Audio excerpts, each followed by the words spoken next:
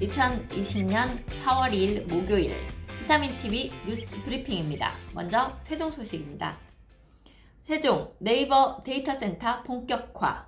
세종시 네이버 클라우드 데이터센터 건립이 본격화됐다. 세종시는 지난 31일 네이버와 4-2 생활권 도시첨단 산업단지 입주 계약을 체결했다.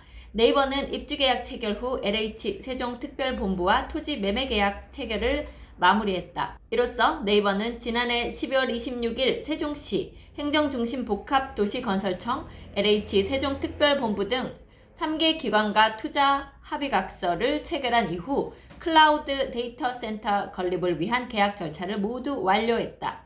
시는 급변하는 글로벌 경쟁 시장에 대응하기 위해 건립하는 세계 최고 수준의 클라우드 데이터 센터가 신속히 들어설 수 있도록 각종 인허가 절차 및 소요 시간을 최대한 단축할 계획이다.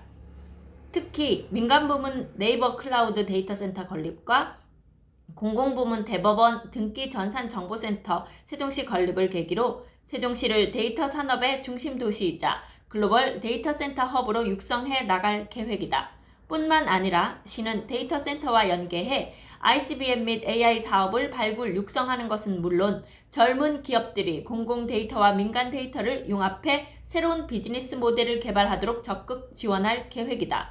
권영석 세종시 경제정책과장은 네이버와의 도시첨단 산업단지 입주 계획이 성공적으로 마무리된 만큼 데이터 센터의 건립이 차질 없이 신속하게 추진될 수 있도록 행재정적 지원을 아끼지 않을 것이라며 앞으로도 네이버와 미래 신산업 분야 각종 협력 사업을 적극 추진할 것이라고 말했다. 네, 대전 뉴스 보겠습니다. 도안대로 10차로 확장 개통. 대전 유성구와 서구를 잇는 도안 신도시 대동맥 도안대로의 차로수가 10차로로 확장 개봉된다. 출퇴근 시간 상습 정체로 몸살을 앓고 있는 도안동로 도안 신도시 구간 확장 공사에 이어 도안대로도 차로수가 증가하면서 일대 교통 인프라 개선 기대감이 커지고 있다. 1일 대전시에 따르면 도안대로는 유성 온천역과 서구 관저동을 연결하는 5.7km 간선도로다. 도시계획상 이들 도안대로는 애초 왕복 10차로로 계획됐다. 그러나 2014년 최초 계획 수립 당시엔 도안 2, 3단계 개발이 불투명했고 예산 과다 투자 방지를 위해 왕복 6차로로 계획해 2017년 착공에 들어갔다. 향후 도안 2, 3단계가 개발되면 왕복 10차로로 확장하기로 한 것이다.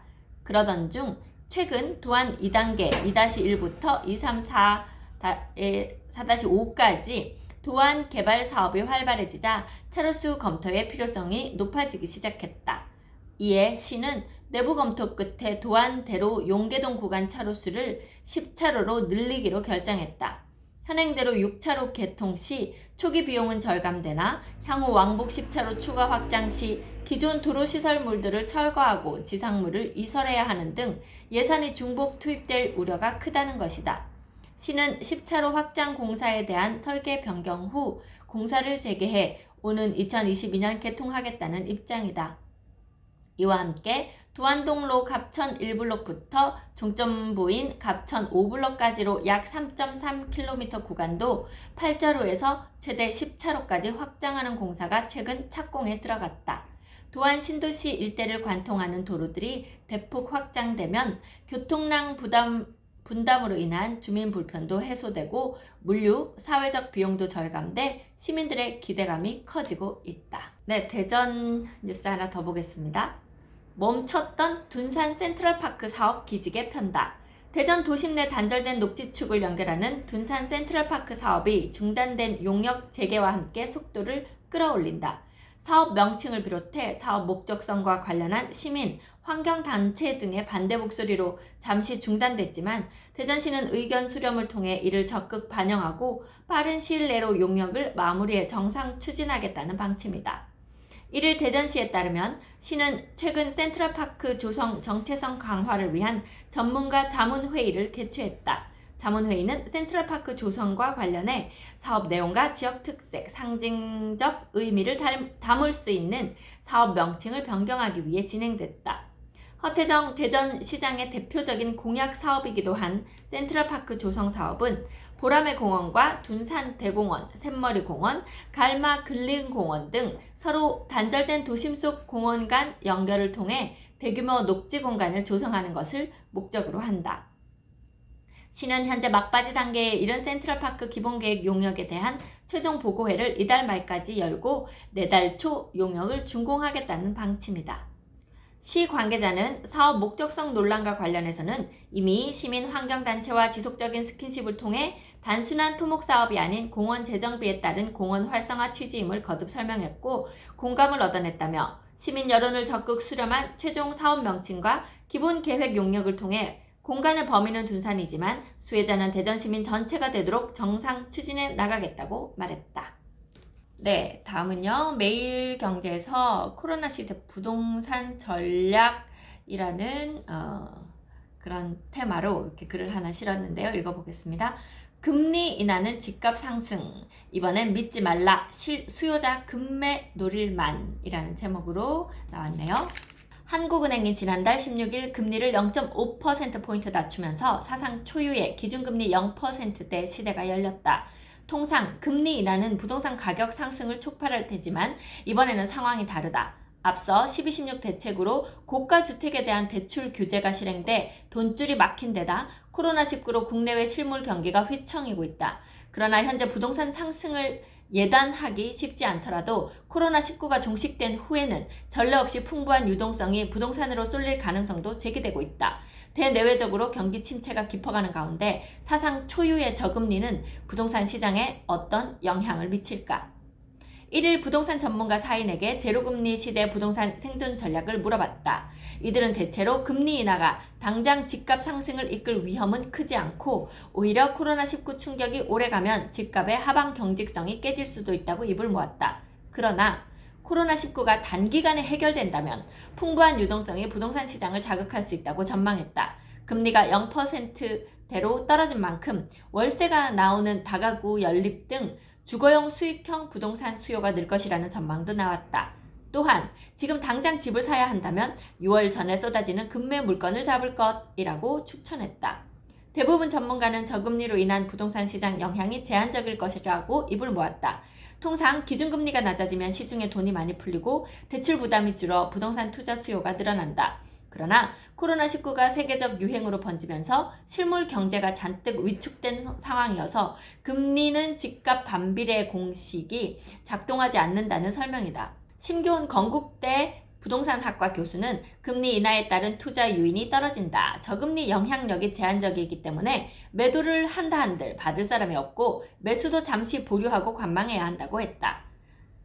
송인호 한국개발연구원 연구위원은 지금 풀린 유동성은 더 깊은 하강 국면을 막아주는 역할 정도지 실물 자산 가격을 자극할 수는 없다면서 오히려 현재 확실한 대체 투자 수단은 부동산보다는 달러화라고 조언했다. 안명숙 우리은행 WM 자문센터 부장은 저금리 시대에는 월세가 나오는 주거형 수익형 부동산을 추천했다. 경기 침체로 자영업자 등 상업시설 임차인의 실적이 나빠지고 있기 때문에 주거 목적의 수익형 부동산이 더 안전하다는 설명이다. 안 부장은 게다가 세금 부담으로 오는 6월 전에 집을 처분하려는 급매가 나올 수 있기 때문에 4, 5월을 예의주시하라고 조언했다. 송 위원은 주택 수요와 지역개발 등 펀더멘털에 의해 집값이 상승하는 곳을 추천하며 그중 한 곳으로 세종을 꼽았다. 송 위원은 세종은 소득과 지역개발, 인구 유입 등 이유로 합리적인 선에 올랐다며 실거주 목적의 장기적 투자라면 펀더멘털이 강한 곳을 선택하라고 했다. 가점이 높은 경우 청약이 기회다. 전문가들은 올 2분기를 주목하고 투자 전략을 세워야 한다고 했다. 2분기 내 정부가 국내 방역에 성공하고 팬데믹 상황이 종식되면 제로금리로 형성된 풍부한 유동성이 부동산으로 넘어올 가능성이 있다. 그러나 코로나19가 장기화되면 부동산 가격은 불가피하다. 안 부장은 코로나19 해결로 상반기에 모멘텀이 바뀐다면 하반기에 위축됐던 수요가 더 늘어나고 기대 심리가 올라가면서 풀려있는 자금이 집값을 끌어올릴 것이라고 말했다. 네, 마지막은요. 청약 1순위 2년 거주요건 서울 과천 등 이번 달 시행. 이르면 이달 중순부터 과천 등 수도권 대규모 택지 개발지구 등에서 주택 청약 1순위를 받으려면 해당 지역에 2년 이상 거주해야 한다. 1일 국토교통부에 따르면 수도권 아파트 1순위 청약 관련 최소 거주기간 변경안을 담은 주택 공급에 관한 규칙 개정안이 원안대로 국무조정실 규제개혁위원회에서 가결됐다. 정부가 올해 초 거주요건 강화 방안을 입법 예고한 뒤 유예기간이 필요하다는 의견이 쇄도했지만 원안에서 변경 없이 확정된 것이다. 법제처 심사 등 후속 조치를 거치면 이달 중순부터 해당 규정이 적용될 전망이다. 이번 개정안은 지난해 12.16 부동산 대책의 주요 내용 가운데 하나다. 실수요자 위주의 청약시장 재편을 위해 1순위 최소 거주기간을 기존 1년에서 2년으로 늘렸다. 위장 전입 등 각종 문제점이 발생하고 있다는 이유 때문이었다. 세부적으로 보면 수도권의 투기과열지구나 대규모 택지개발지구에서 주택 청약 1순위를 부여받는 최소 거주기간을 1년에서 2년으로 늘리는 내용이 핵심이다. 서울, 과천, 광명, 성남, 분당 등 투기과열지구뿐 아니라 성남, 위례, 하남, 미사, 가밀 등 대규모 택지개발지구 모두 해당한다. 청약 거주요건 강화와 함께 청약 당첨 제한 기간도 늘어난다. 분양가 상한제 지역과 투기과열지구 내 주택 당첨자는 10년간, 조정 대상 지역 주택 당첨자는 7년간 재당첨이 제한된다. 지금까진 수도권 내 과밀 억제권역 전용 면적 85제곱미터 이하 주택은 5년, 다른 지역 85제곱미터 초과 주택은 1년 등 재당첨 기간이 짧았다. 네, 그래서 이제 청약 신청하실 때 조금 더 까다로운 그런 요건들을 좀 만족해야 하는 것 같습니다. 네, 오늘 비타민TV 뉴스 브리핑은 여기까지 하겠습니다. 저는 미스터홈즈 세종센터 박다영이었습니다. 감사합니다.